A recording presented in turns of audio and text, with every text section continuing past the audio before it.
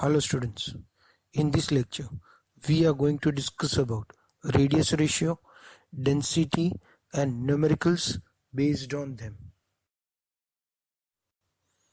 As on your screen, the table represents the radius ratio of cations by anions. The table is not given in our textbook, but it is important to study, as well as questions based on it are asked. Already we have one question in our exercise of the textbook to derive radius ratio for octahedral voids. The another use of this radius ratio is by knowing its radius ratio, coordination number of an atom in a given crystals as well as types of voids present in them can be known. Here R plus is a radius of cation and R minus is a radius of anion. In the table we can see that we are having different types of voids like linear, triangular planar, tetrahedral, octahedral, cubic, close packing of CCP and HCP, out of which we have studied in our previous lectures cubic crystal system, which has two types of voids, tetrahedral void and octahedral void. From the table we can see that for the tetrahedral void the radius ratio is in the range of 0.225 to 0.414, which has coordination number 4. This coordination number we have studied for the tetrahedral void as during the formation of tetrahedral voids, 3 atoms are in a plane and 1 atom is placed from the top of it. That means the tetrahedral void is having 4 atoms around it. Similarly, for the octahedral voids, the range of the radius ratio is given to us as 0.414 to 0.732, which has coordination number 6. For the octahedral voids arrangement, we studied that 4 of the atoms are in a plane, 1 from the top and 1 from the bottom, total 6.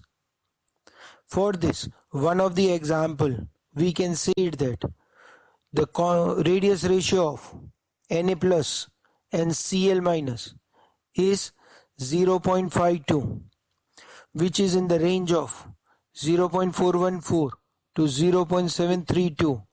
Hence, coordination number of NaCl is 6. Similarly, for cesium chloride, the Ca plus ion and Cl minus ion are having a radius ratio in range of 0.732 to 1. Hence, coordination number of cesium chloride ion is 8. As we told that there is a question to calculate the radius ratio of octahedral voids in our textbook. The question is given in the exercise and the question number is 1.14. We will study how to get and try to practice for rest of the voids, specifically for tetrahedral voids. The radius ratio of the octahedral voids as shown in the figure, the 4 negatively charged ions are taken in the same plane and in its void the smaller positively charged ion is shown. We know that generally negatively charged ions are bigger in size as compared to that of positively charged ions. Now, when the centers of negatively charged ions are joined, they form a square, and when the diagonal is formed, it includes the positive charged ions in it. Now, taking triangle ABC from the figure on our screen, we can say that AB and BC are equal to 2 times the radius of the negative ions, while AC is 2 times the radius of negative ion plus 2 times the radius of the positive ion. Thus, by applying an Pythagoras theorem, AC square is equals to AB square plus BC square, that is 2R whole square is equals to R plus small r whole square plus R plus R whole square.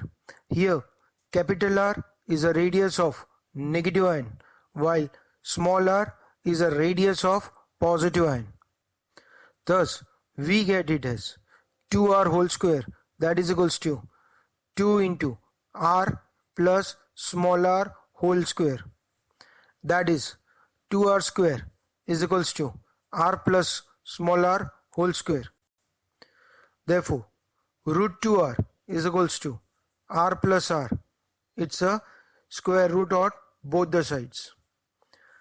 Therefore, simplifying it, we get it as small r is equals to root 2 into capital R minus capital R. Small r is equals to root 2 minus 1 capital R. Therefore, small r is equals to 0.414 into capital R. Taking small r upon capital R, that is the radius ratio of cation by anion, we get it as 0.414. This shows that the radius ratio of the octahedral void starts from range of 0.414. Till now, we have studied the concepts of close-packed structures like coordination number, stacking pattern, packing efficiency, radius ratio. Using these concepts as well as the number of atoms per the unit cell, we want to study it, some of the numericals, like to find out the general formula of the compound. The first example that we want to do it, that is, atoms of element B form simple cubic close-packed lattice, and those of the elements A occupies 2/3 of the tetrahedral void. What is the formula of the compound formed by the elements A and B? In the question, it is given to us that element B forms simple cubic close-packed lattice, which means that there is an one atom of B, because simple cubic lattice has only one atom in its unit cell. Similarly, atom of the element A is present in tetrahedral voids. In simple cubic close-pack, there are one atom in its unit cell. Hence, it contains two tetrahedral voids. Out of this, as per the given in the question, only 2/3 of the tetrahedral voids are filled by element A. That means the number of elements present in tetrahedral voids are 2 into 2 by 3. That is equals to 4 by 3 atoms. This means that elements of A present in tetrahedral voids are equal to 4 by 3. Putting it in the format of formula, we get it as A 4 by 3 B1. On simplifying it, we get it as A4 B3 as a formula of the compound. Similarly, let's practice another example. A cubic solid is made up of two elements P and Q. Atoms of Q are at the corners of the cube and P at the body centered. What is the formula of the compound? Now, the question says that atom P are present in the body centered. Body centered has only one atom in its center. That means the number of atoms of P are equivalent to 1. Again, it is given to us that atoms of element Q are at the corners. The number of atoms of Q in the corners are 8 into 1 by 8, that is equivalent to 1 atom. Thus, the simplest formula of the compound is PQ. Similarly, you can have it as number of such questions for the practice. These questions can also be asked in the form of multiple choice. Now the another important topic is unit cell dimensions, through which a formula to calculate the density of the solid substances can be derived. In common, we know that density is equals to mass by volume, but here we have to calculate the mass of unit cell, and the mass of the unit cell is given out as Zm upon Na, where Z is number of atoms per unit cells, M is molar mass or atomic mass in gram per mole, Na, it's an Avogadro's number, that is a constant number, 6.022 into 10 raised to 23. The volume of the unit cell is given out as edge length whole cube, that is A cube. Therefore, density is equals to Zm upon Na into A cube. Using the formula of the density, let us solve an example. Copper crystallizes into a FCC lattice with edge 361.47 picometer. Show that the calculated density is in agreement with its measured value of 8.92 gram per centimeter cube. In this question, it is asked to prove that actual density and calculated density of the copper in FCC crystal lattice is same. According to the formula of the density is equals to Zm upon Na into A cube.